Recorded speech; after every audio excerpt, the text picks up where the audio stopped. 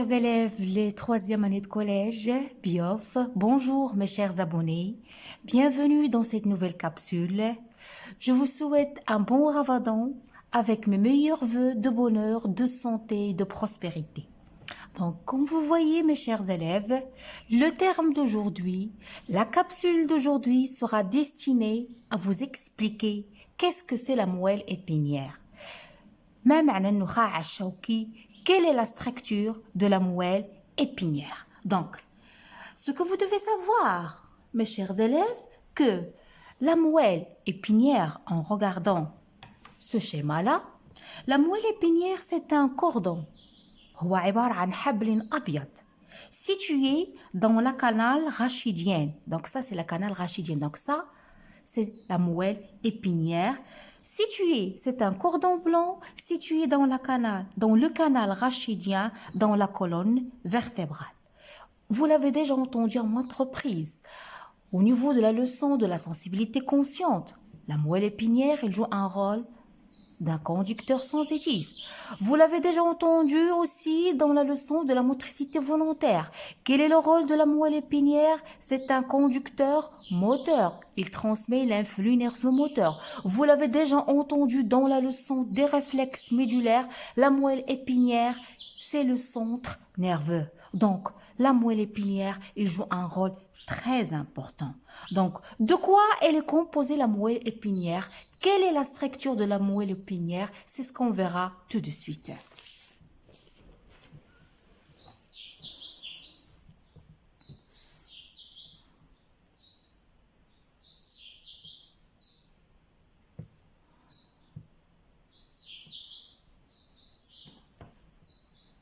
Donc, mes chers élèves, la moelle épinière, c'est le centre nerveux des réflexes médulaires. هو مركز الانعكاسات الشوكية. Vous l'avez déjà vu, l'encéphale, mes chers élèves, il se prolonge dans la colonne vertébrale par la moelle épinière. Si on veut étudier la structure de la moelle épinière, on a recours à une coupe transversale. On fait une coupe transversale de la moelle épinière. Donc, qu'est-ce qu'il nous montre? La partie dorsale, la partie ventrale, là on a un sillon postérieur, là on a un sillon antérieur. Donc de quoi elle est composée la moelle épinière? La moelle épinière, mes chers élèves, lorsqu'on fait une coupe transversale, il nous montre deux régions. Si vous voyez, on a deux régions. La première région qui se trouve à l'intérieur, que je vais la nommer la substance grise, c'est ça, et une région qui se trouve externe, une substance externe que je vais nommer la substance blanche. Donc, la moelle épinière, il est constitué de deux substances. Substance interne, substance externe. Autre chose que vous devez savoir si je reviens à ce schéma-là. De la moelle épinière, mes chers élèves, il part quoi? Ils partent des nerfs que je vais nommer des nerfs rachidiennes. À ne pas les confondre avec les nerfs crâniennes. Les nerfs crâniennes, ils partent de l'encéphale. Les nerfs rachidiennes, je les nomme rachidiennes parce qu'ils partent de la moelle épinière.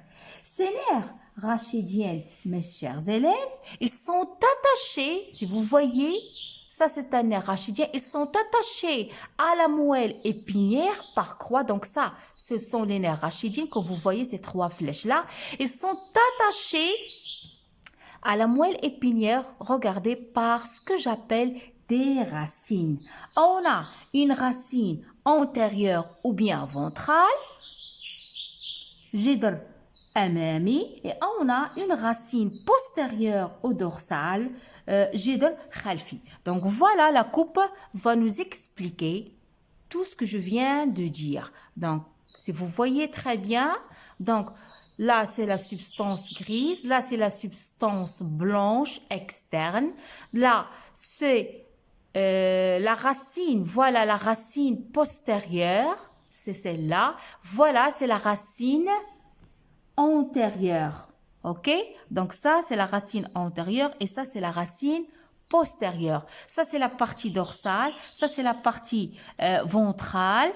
Aussi, je peux légender ça. Ça, c'est le corne postérieur, القرن الخلفي, et ici c'est le corne antérieur, القرن الأمامي, et cette partie-là, شق خلفي, شق أمامي, sillon postérieur, قرن شق خلفي وشق أمامي. C'est bien clair? Donc voilà mes chers élèves, une autre photo qui est bien claire, qui montre la structure de la moelle épinière. Toujours on a une orientation, la partie dorsale, la partie ventrale. On a les deux matières, la substance blanche qui se trouve, voilà la substance blanche qui se trouve à l'extérieur. Voilà la substance grise qui se trouve à l'intérieur. Ça on a déjà vu, si vous vous rappelez, regardez. C'est la même, c'est la même. Ça, c'est le sillon ici, le sillon postérieur, le sillon antérieur.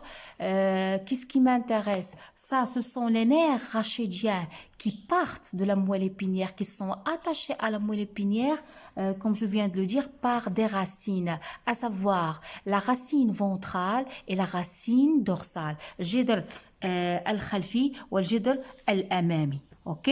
Donc, je vais vous lire le texte. L'encéphale se prolonge dans la colonne vertébrale par la moelle épinière. Quel est le rôle de la moelle épinière? C'est un centre nerveux. Ça, on a déjà vu ça. Une coupe transversale de la moelle épinière, il montre deux régions. La substance grise et la substance blanche. Voilà, la substance grise qui est une substance externe et la substance blanche qui est une substance qui se trouve, pardon, la substance grise à l'intérieur et la substance blanche à l'intérieur. Une observation microscopique d'un échantillon de la moelle épinière montre que on va se poser de quoi se compose la substance grise. Qu'est-ce qu'il y a dans la substance grise? Si vous voyez avec moi ce schéma-là, donc ici c'est la substance grise, on voit qu'il y a des petits corps que je vais nommer des corps cellulaires. Donc ça, ce sont des corps cellulaires. Donc la substance grise, retenez mes chers élèves, il contient les corps cellulaires des neurones. Et je vais revenir à une autre capsule d'expliquer qu'est-ce que c'est neurones. Donc, et la substance blanche, il contient, comme vous voyez, ça, ce sont des prolongements des corps cellulaires. Lorsque je dis des prolongements, ce sont des fibres nerveuses, que ce soit des fibres nerveuses sensitives ou bien motrices. Donc, ce que vous devez retenir, mes chers élèves, voilà la structure de la moelle épinière. Elle est composée d'une substance blanche, d'une substance grise, des racines ventrales et des racines dorsales, que la substance blanche, elle se trouve à l'extérieur. Qu'est-ce qu'il y a dans la substance blanche? Elle est formée par des fibres nerveuses. La substance grise, elle est à l'intérieur. Qu'est-ce qu'il y a dedans? Il y a des corps cellulaires. Petite remarque, mes chers élèves, que vous devez la connaître.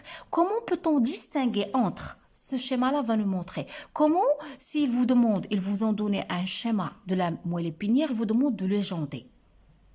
Vous n'aurez pas de difficulté pour la légende, la substance grise, la substance blanche, le sillon postérieur, le sillon ventral, ça vous connaissez ces mots-là, le corne postérieur qui se trouve derrière et le corne antérieur. La chose sur laquelle je vais insister, mes chers élèves, c'est à ne pas confondre avec la racine antérieure.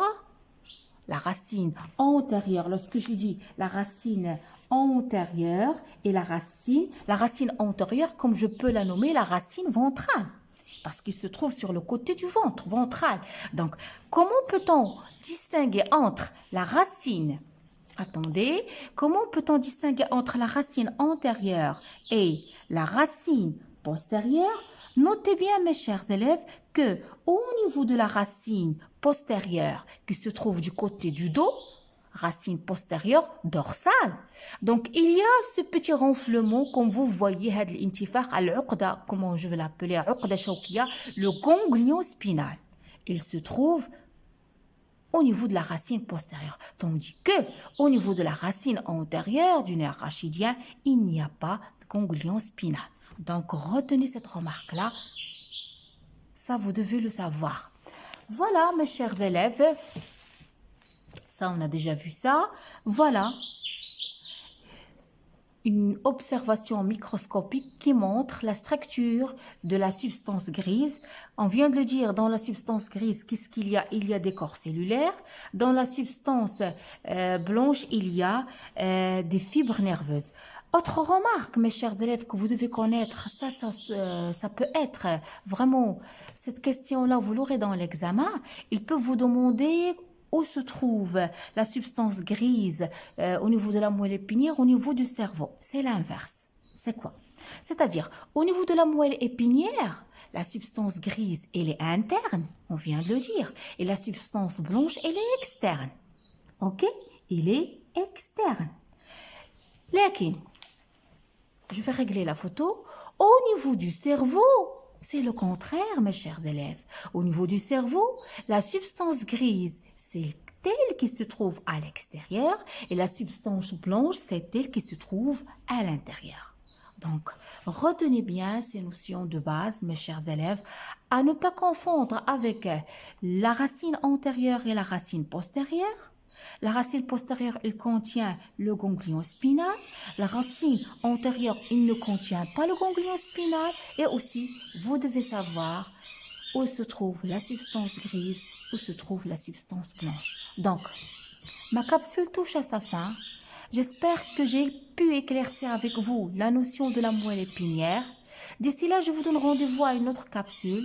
Abonnez-vous à ma chaîne, laissez-moi beaucoup de commentaires. Je vous adore.